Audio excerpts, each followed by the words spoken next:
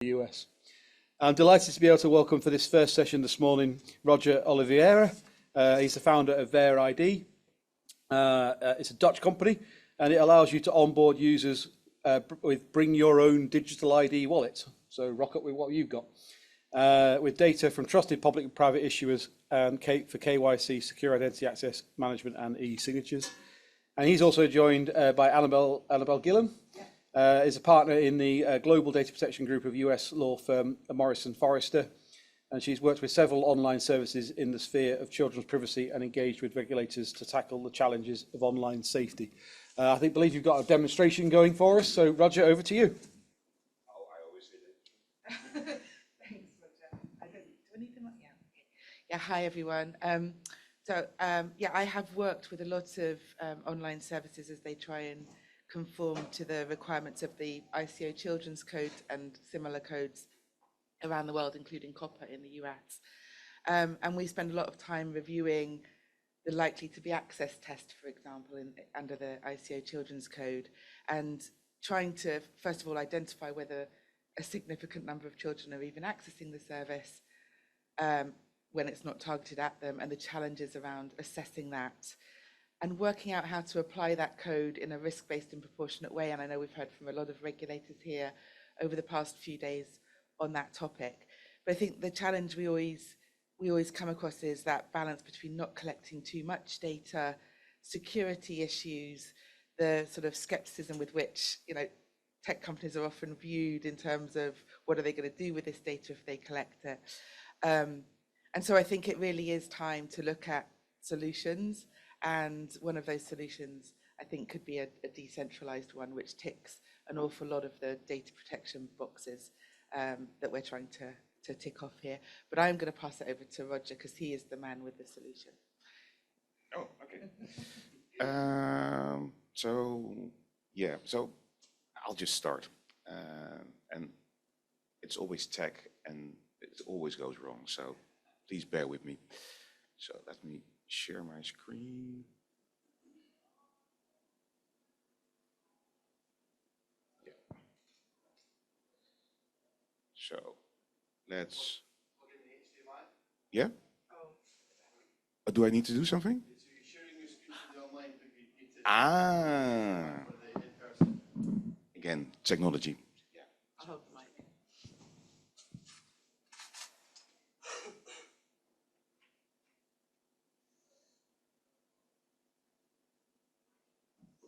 Can you see it in both now or not?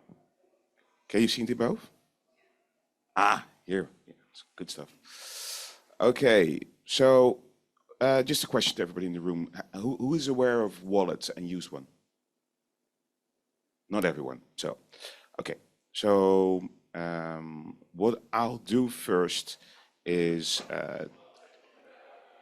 tell a little story about wallets. So maybe it's best if I do it like this. So now you can see two phones, yes? And this is my personal phone. It holds my wallet. And in the wallet is personal information about me. So as you can see, I am Oliveira, I am Roger Arnold, I am a male, and I am from 1972. And the good thing is, it also holds something which they call zero knowledge proofs, which says, I will tell you the proof, but I will not share the data behind it. So here everybody can see I'm from 1972, can also see that I'm over 12. Now you can't. You still know that I'm over 12. And this is because the Dutch government issued, this is a government issued, information into my wallet and also supplied with zero knowledge proofs that you can use for if you need to buy alcohol, or in this case for me that I cannot have an elderly discount. Yes, so because I'm not 65 yet. It also holds my personal identification number, which is very useful if I have to deal with the government or with banks. And it also holds other information, and I'll show you another one, which is my home address. And in Holland, we are lucky that the government provides this information in a way that everybody understands. And that is, we use our digital identification login to get the data. So if I would do it now, I'll show you this as an example.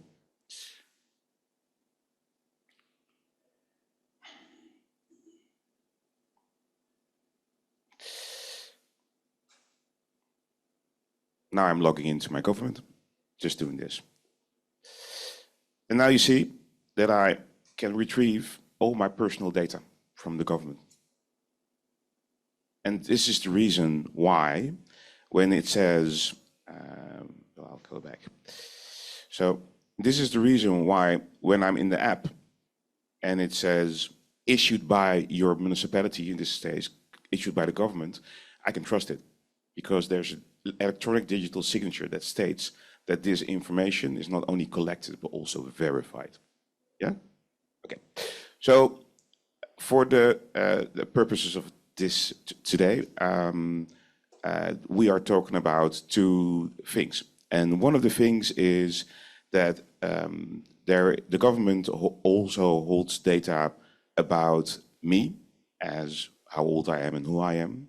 But funnily enough, it also holds something else, which is, now I'm doing something different. So this is Annabel. She's my mother for this purpose for today. So it holds the parental relationship between, or the guardianship relationship between two people. And in Holland, we are a little bit experimenting with this. So this is the same you saw, the same information you saw. But now at the bottom, you see something, a little bit of gibberish. And it says guardian, and it has a code. And again, this is for demo purposes, so please don't bite my head off about the execution.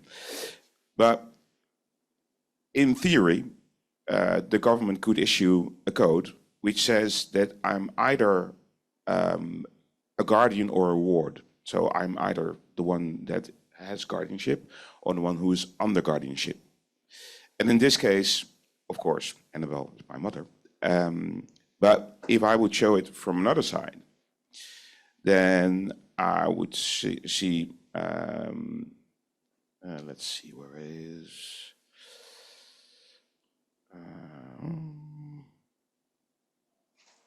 as you see, I do a lot of demos.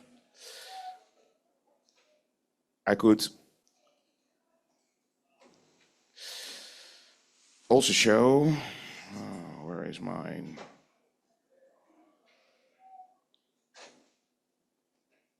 Here you are. I could show on the bottom that it has a minus, which means I'm the ward. And in this case, because of course, normally it would be cryptographic proof and not visual proof, you could link the persons together, which is, and you can also link them together. You can also see what the relationship is, if the one is a ward or the one is the guardian. So, and also this, for the purposes of for the demo, I could put this in. I could put this in a demo. And again, this is for only for the purpose of this event.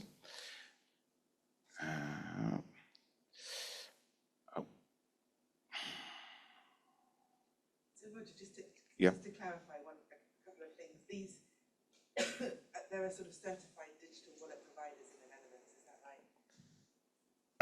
Which help host this data that we can see on your phones. Well, I also don't really know what's the level of things is that people know, but again, I will do some theory. So I'm in Holland, and in Europe we will have the European Digital ID Wallet, and I think that's mentioned a lot of times. So 450 million Europeans will have an ID wallet, which is good because you can prove stuff about yourself. And as the saying says on the internet, nobody knows you're a dog. In this case, everybody at least knows that you're a person. And I just showed you from my own experience what is in that wallet and who provided it. And in this case, it was all kind of personal information about me, but it could also be information about a business. And it works a little bit from left to right. So there is sources, which could be trusted sources. And in this case, I showed the government. But it could also be something else. So it could be a bank, it could be your telephone company. It also could be schools because they issue diplomas. And what you do is that our role is to make sure, because there will be more than one wallet, is to make sure that it comes into a wallet. And then it's in the wallet of a person, which means it holds its own data. You have your own personal data management. But then again, you will have platforms that need proof about you. And that also needs that you need to integrate those wallets. So we made something to verify from different wallets the proof of persons. So here you have a chain which says there is an issuer from the source that transfers data and proof to a wallet which you hold, which you can always present to a platform, which is any platform that could accept your wallet. And you can see that there are three functions which a wallet has, and you can either authenticate as a login, you can disclose, share your data, or you can have digital signatures. And as you can see here, there are quite some use cases where you could use it for. And everybody, of course, always asks, yeah, so it's great stuff, but that's in the future, right? So this is the Netherlands, and this is the path that we will be seeing. And I think this is path for Europe. So in Holland, there are a few wallet initiatives which are private, which one is Jiffy, which is one research project, Datakeeper, which is from Rabobank, I think the second largest bank in the Netherlands. And there is a government wallet which is being produced in AIDAS. So the Jiffy and the Datakeeper wallet, they are both live and they are working. I can show them and they are in use. But what most people don't know is that Rabobank, the Datakeeper wallet, announced that in the end of this year, they will be available for 6 million Dutch people, which also means that they are a bank. And if they are a bank, chances are other banks will follow, which means there will be mass adoption of wallets in the Netherlands in 2025. And if you know that, then it's in your banking app, then you know it's on a place what you use every day. And if you use it every day, it becomes available. If it's available, you'll get adoption. If you have adoption, then then the curve will happen. So I hear a lot of people talk about AIDAS and 2027 and mandatory, but there is also just a customer, there's just customer need. And the customer need is being filled now with all kinds of use cases that you cannot solve with paper. So I just, is this the context? Yeah. Yes, enough? Sorry, I always just dive into the demo. Does that work for everyone? Is that enough information? Okay. So I could also explain something about what I just showed you about zero knowledge proofs. Is that, so if you're 18 and you don't disclose the rest, does everybody is clear about how that actually works? Yes? Okay, cool. Demo? Yeah. Sure. Okay. So for the purpose of this demo, I made, yeah, see.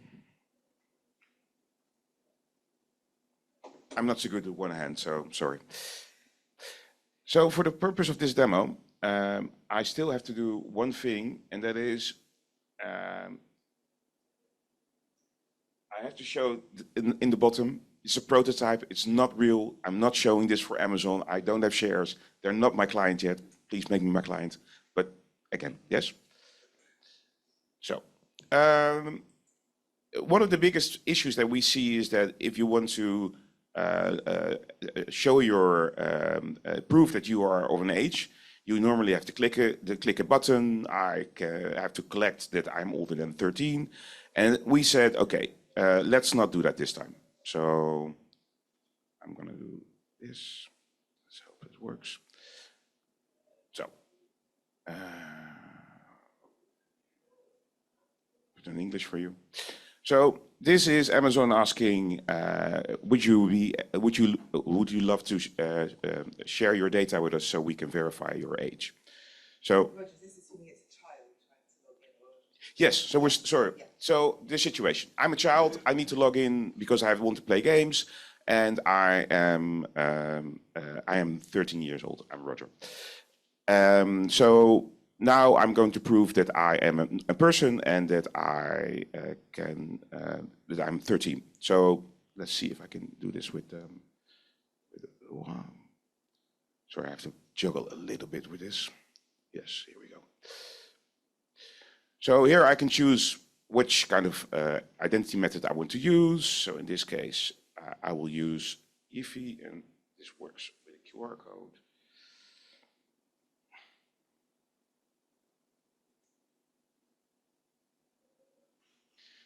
And as you can see, now I'm going to log in as Roger, and it says I have a minus because it says I'm a guardian. So it will ask me for some consent, share, yes. Then I'll come to a consent screen, review, I'm Roger, am I over 12? Yes. Over age 16? No, because I'm 13. And there is a guardianship relationship, and the platform wants to communicate with me and needs a unique identifier. We'll use email for this one. So now I go share. I'm logged in. So I'm logged in, and it says, what did you do? I'm Roger, over 12, over 16, my guardianship relationship, and my email address. And it says, if you want to play cool games, you cannot play it yourself. You need appropriate consent. So we're going to ask permission to my mother, who is, of course, willing to do this. So we'll change to English. Again, you want to share your data. So my mother comes in and says, yeah, sure, we'll do that. Use one of the apps. Yeah, we'll do that. I have one. So now we go to the other app.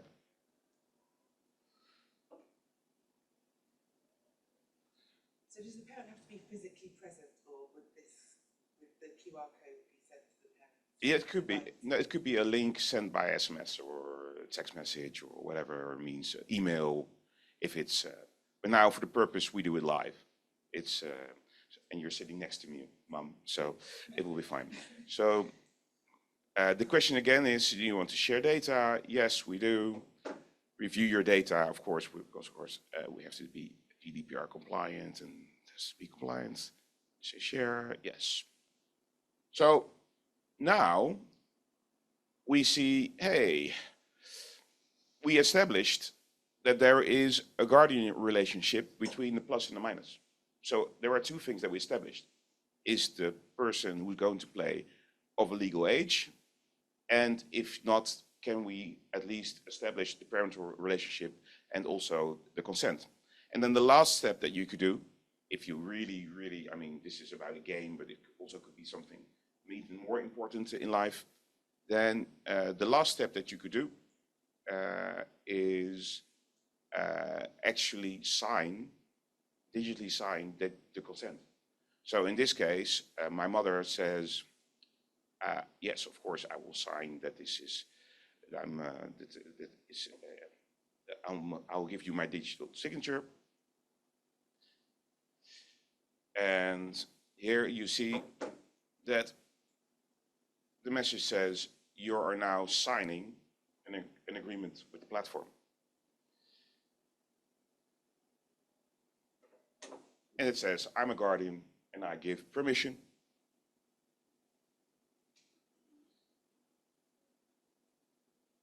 Share.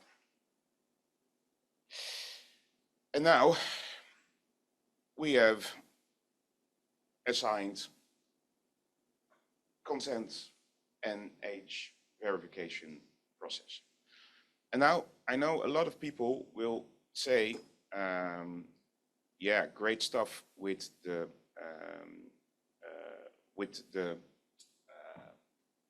government, but the interesting thing is that we identified 4 sectors which are all need to do something with AI does. That have mandatory acceptance of wallets. I think it's probably the DSA or any other law that says, so I'm not even getting it, I'm not doing this. But could you explain that there are quite a few laws that will mandate the use of identity in Europe? Yeah, I mean, I can see use cases for it, not just, I mean, we're obviously talking about compliance with online safety laws and children's privacy, but I can see use cases for this for anti-money laundering purposes, anti-fraud purposes, for example, in the banking sector. But I mean, of interest to me today really is this sort of untying this tangle of how to complete age verification or age estimation checks, and I think that's kind of the main use, well, the most sort of prominent use case I can see for this at the moment. And whether the source of that data comes from a government certified wallet or whether we can use attributes from different sources like banks, for example, in the future, I think that would also be really helpful to establish that parent-child connection that you can often establish through children's bank accounts, for example, that connection that the bank's already verified between the parent and child. But I think what's also interesting from a privacy perspective is how, and perhaps we can talk a bit more about that, how privacy protective this actually is. So, for example, it would be really interesting to hear what we've seen, what sort of attributes are collected through Ver.ID, but then what's the next stage in the process? How much data does Ver.ID sort of have access to, keep, and indeed share with Amazon, and how much of it is kept on the individual's device? Because I think that's really key from a children's safety perspective. Zero. We only connect. We help platforms verify data. That's it. We don't touch the data at all. We don't see it. We don't use it. Zero. And it's audited that way. So we know it is like this. And sorry, one more thing. So there are 4 sectors that can issue credentials about the parental relationship. School, that's obvious. Telcos, because a lot of kids get a phone account. So, and they need a parental consent to get that. Banks, most kids have saving accounts. And we are now in talks with all these sectors to ask them if they are willing to share this data. So, and it's for us, it's of course it's business because we help sources issue data and we help platforms verify data. But I think that if you look at a universal way to establish a parental relationship, every country has a school, has a telco, and has a bank. I'm not saying that every country has a government able to issue the parental relationships, because those will probably differ, but schools, banks, and telcos are everywhere. Thanks. And then, so to go back to the data sharing, you don't touch the data, you verify. The data is all still retained on the individual's device in their own individual wallet. And then in terms of Amazon or whichever other customer you're talking about, it's their responsibility what they do with that verified information. Yes. Yeah, and how they use it. And so I think from a data minimization perspective, this kind of ticks a lot of boxes for me as a privacy lawyer, because it's up to the individual. I mean, clearly the customer is demanding the various attributes, and we'll still have to do the assessments about how much data we actually need to collect as an online service provider, and what's proportionate. But we're collecting those attributes in a sort of privacy-friendly way, collecting the minimal data necessary. And the other thing I understand about the product is that there is, and you showed it a little bit with that DocuSign element, there is an audit trail. So from an accountability perspective, there is an audit trail of how that verification process was conducted, which I think is another good feature. True, and it's immutable. So that will help prove to regulators that you have done the right stuff. Are there any questions? Sure.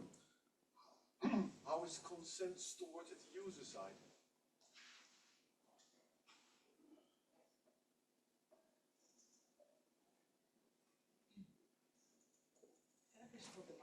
Yeah, cool.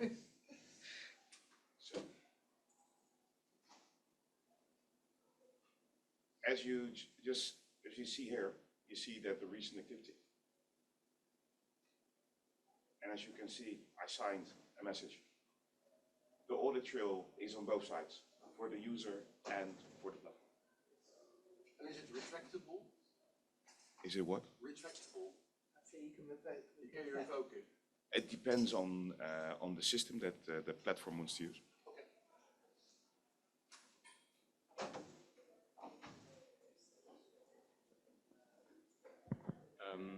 Imagine I receive a phishing email with a link saying, oh yeah, there is this amazing promo on Amazon. I click on the link and I arrive to a page that really looks like Amazon, but it's not Amazon.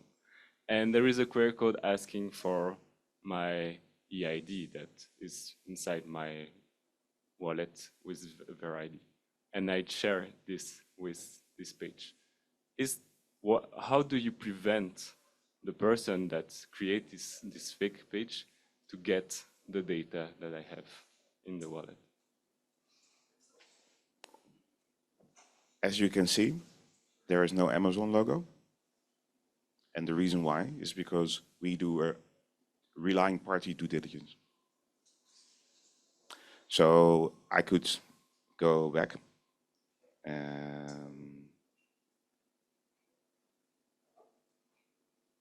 You see that the logos are changing. We see a lot of demos, and you also see the city of Nijmegen. And it's because it's the verified city of Nijmegen. So if you want to create trust, you need to do a proper due diligence, and which means that you are due diligencing. We do diligence everyone who wants to enter our platform. So you actually know who you present to. So you have a form of traceability of which service will the app connect? Yes, we have a traceability, yes, on both sides. So it's possible to know as a person who you interact with. If you cannot do that, then this whole system will be flawed. So does that mean that, yeah, the QR code, to your example, you scan the QR code from a spam Amazon email. You'd go, if you went through to your wallet, if it doesn't show the Amazon logo on it, it just wouldn't come up with that QR code because it's fake? No, the QR code would not work. Those things are connected to each other in our system. So you cannot just present a QR code. That's not possible. It's a static QR. It's not a static QR code. It's a dynamic QR code that is being generated. And the only way it can be generated is when the security adds up. Otherwise, we will not produce the QR code for you. Does it make any sense? Because otherwise, now we have to dive into the technical stuff, and this is not my place. But the safeguards are in place, if that's your question. Are there more questions? I think that we are way over time as well. So, okay. Thank you.